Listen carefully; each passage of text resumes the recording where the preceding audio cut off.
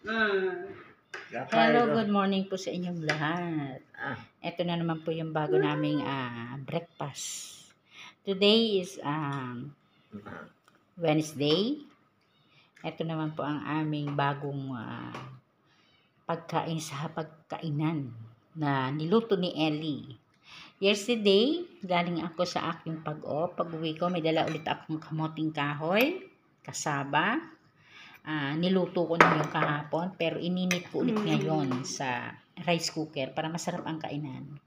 At meron rin niluto si Ellie na 2 itlog, sunny side up. May isang hotdog or sausage. At meron din kaming sliced bread na niluto niya sa itlog.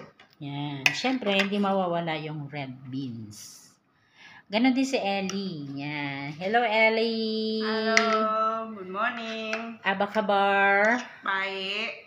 And eto naman yung aming prinsesa na mauubos niya na yung kanyang breakfast.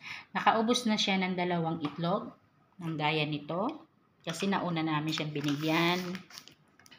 At yung hotdog, binalatan ko yung skin kasi ito pagka hindi mo balatan kay ama o yung kay lola, hindi niya manguya ng maayos kasi syempre ito pagka kinain ng isang matanda yung skin niya parang tawag doon makunat na yung skin yan.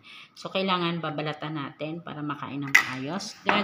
Naging ganito na yung kulay niya, naging puti na.